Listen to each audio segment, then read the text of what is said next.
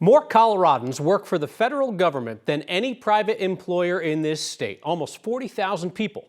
And now they have a new boss, Elon Musk, the world's richest man, calling the shots with the blessing of President Donald Trump. As Musk and his team seize control of government agencies and begin to purge them, our Mark Salinger looks at the initial impact on Coloradans.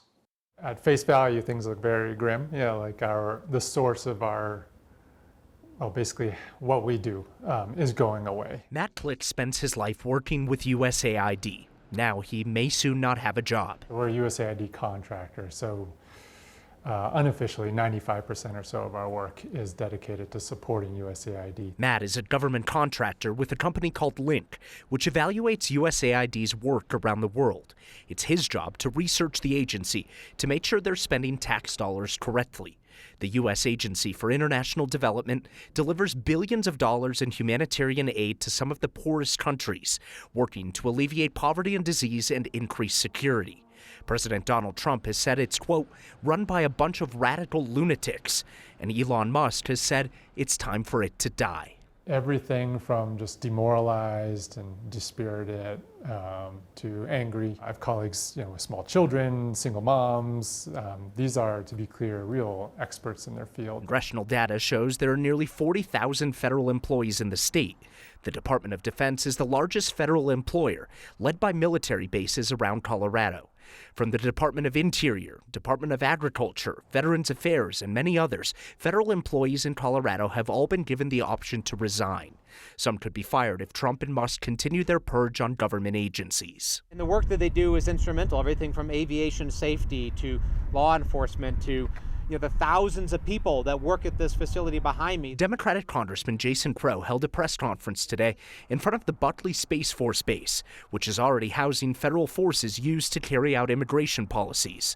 It's unclear how much power Congress will have to stop the purge of federal workers. What I'm committing to do is use every tool, every power that I have at my disposal as a member of Congress and to work with leadership and my colleagues to leverage the appropriations process. We have to pass a budget. With each new day, federal employees and contractors like Matt wait and see whether they'll still have a job. Yeah, I just think there again are going to be a lot of people's neighbors who are going to be suffering in the coming months. And crucially, that's going to have a real effect on the economy here, which worries me. Colorado's 40,000 federal employees outnumber the state's other largest employers, which are Denver International Airport and the University of Colorado System. They both employ about 30,000, 35,000. After that, the largest employers decrease by nearly a third.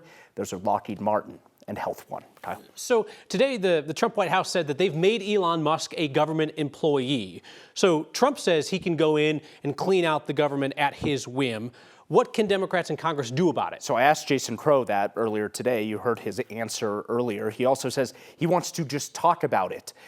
Putting more information out into the public, he says, will help. But again, it's unclear exactly how much power anyone has to stop this, considering that Trump has pretty much delegated Musk to do whatever he wants. Well, if nothing else, folks should know what's going on, and then they can make informed choices about whether they like it or not, right? Exactly. And those stories, like you heard from Matt there, those are real stories about how this is impacting real people. 40,000 federal employees in Colorado. That's a lot of people, right? That's bigger than the population of Wheat Ridge or North Glen or Erie or communities like that. Mark Salinger, thank you very much.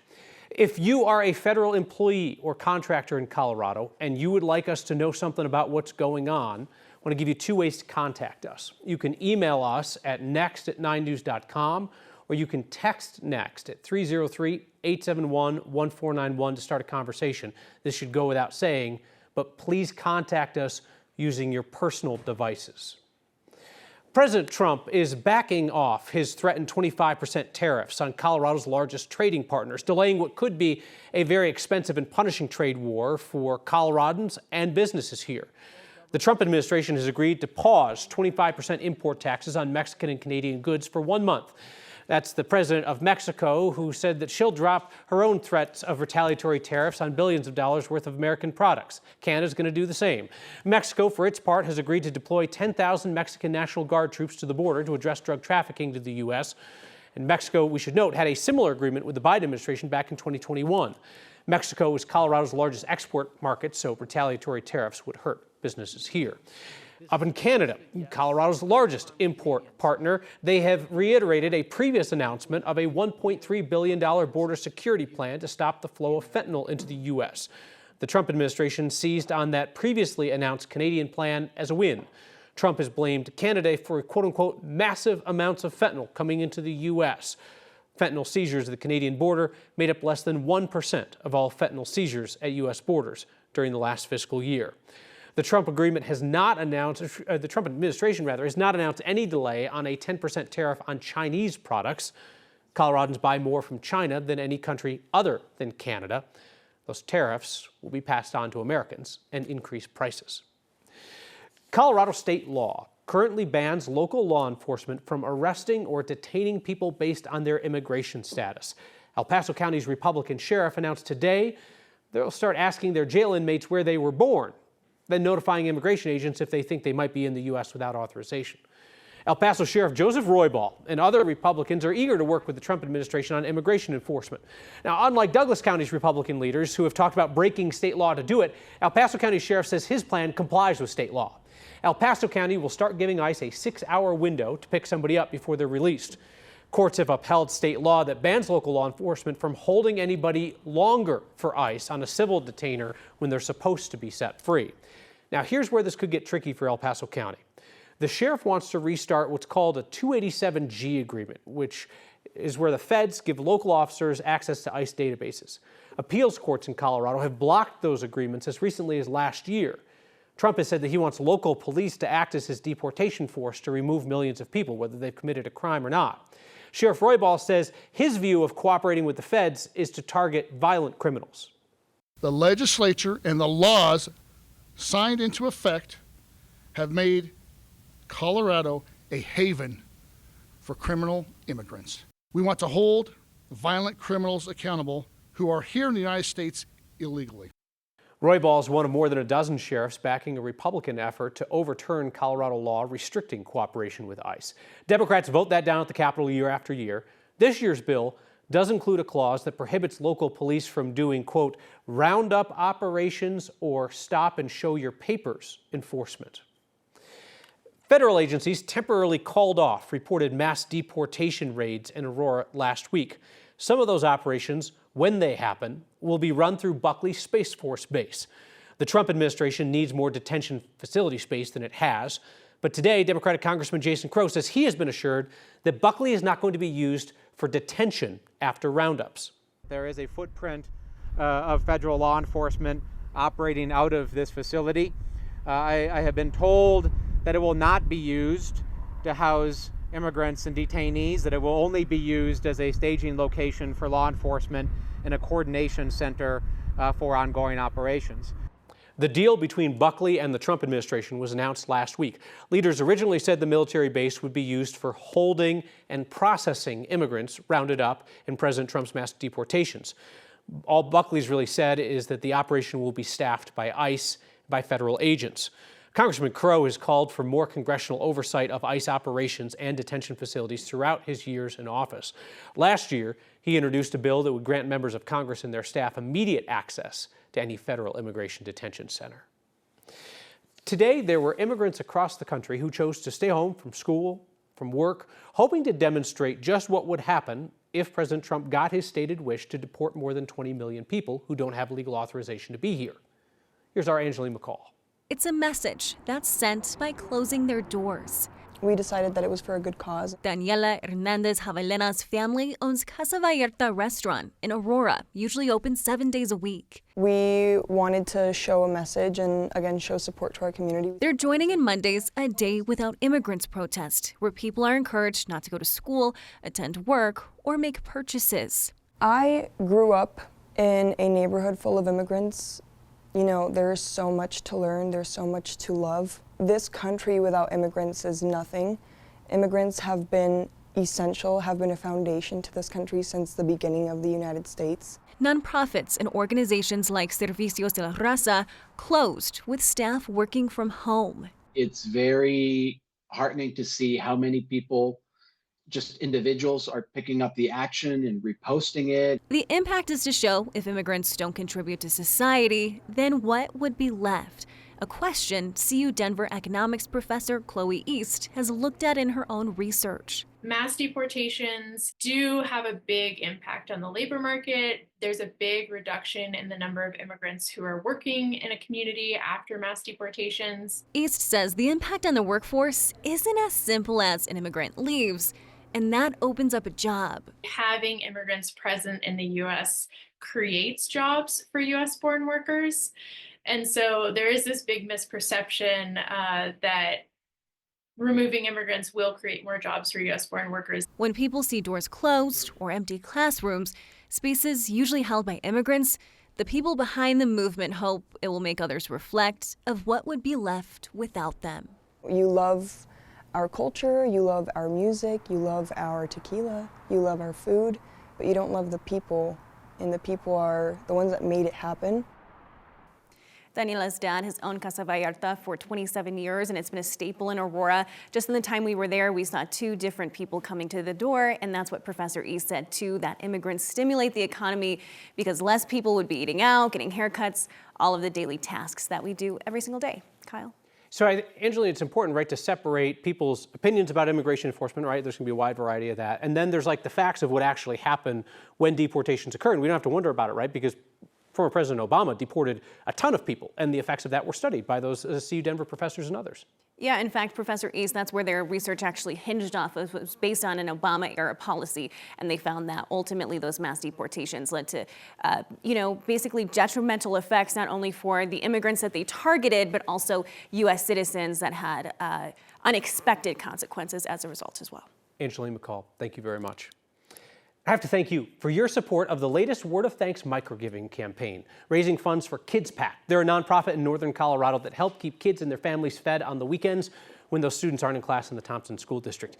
You raised about $40,000 to support their work, both through your one-time donations and then all the folks who give on a recurring monthly basis to the Word of Thanks Fund.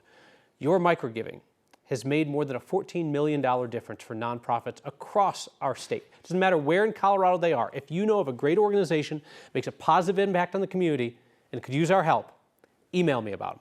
next@9news.com or text me, 303-871-1491. A fracking CEO from Colorado will serve in the Trump cabinet. He got support from the state's Democratic senators. And a family's long quest for government accountability in Clear Creek County continues as a grieving family prepares to go to trial again. An oil and gas executive from Colorado will serve as President Trump's energy secretary. Despite his history of climate change skepticism, Liberty Energy CEO Chris Wright won bipartisan support in the Senate, including yes votes from both of Colorado's Democratic senators. Wright is a vocal proponent of fracking. That's what his business does.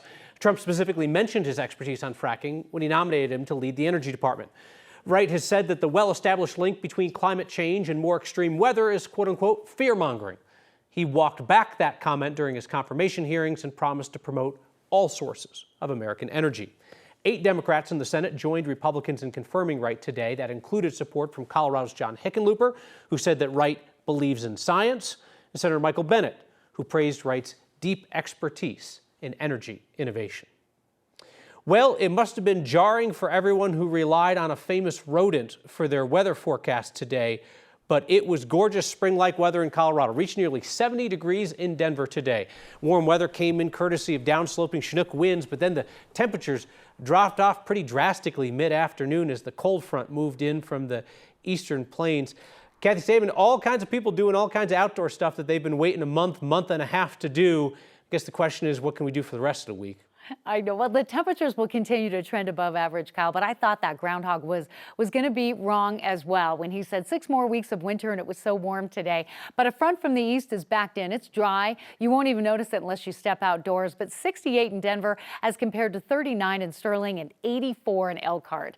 And that temperature change, we're 21 degrees cooler this hour now that the front is backed into Denver than we were this time yesterday. We're down to 30 in Denver, 30 in Greeley, 32 in Fort Collins. mild air in southeastern Colorado. And the wind, 70, 80, 90 mile per hour gusts last night and over the weekend.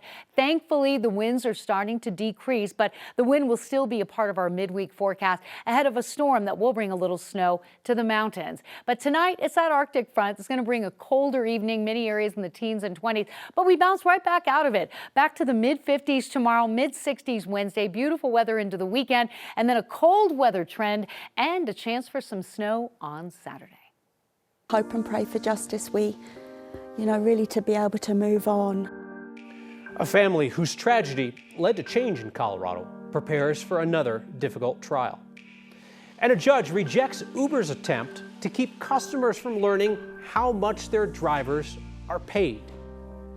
Reminder of the way that you can connect with Next, streaming each night on 9 News Plus, and we're also a podcast. Each weeknight, find Next wherever you get your podcasts.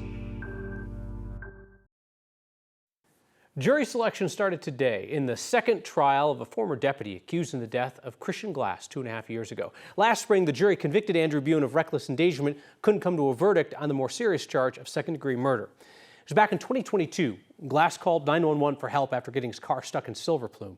He was panicked. He was having a mental health crisis. Several officers engaged with him for more than an hour, trying unsuccessfully to get him out of the car. Then Deputy Bune shot and killed him.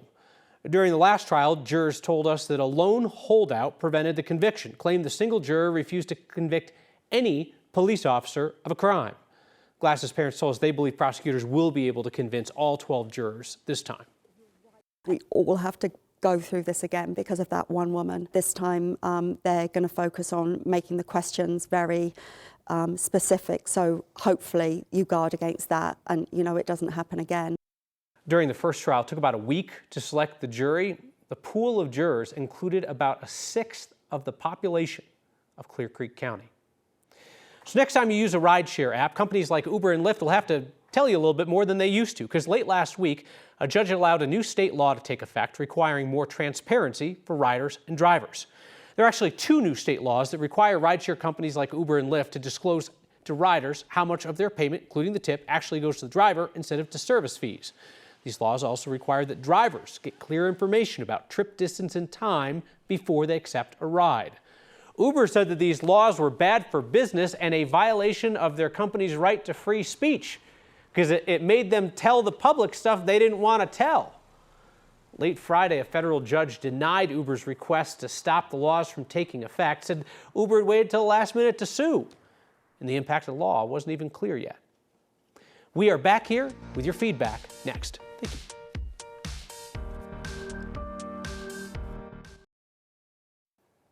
All right, so here's what we're going to do. We got a light that's not working. Just leave the camera. I really don't think it's the biggest of our problems right now. The light's not working, so I'm just going to do feedback like a campfire story. Does that sound good to everybody? Great.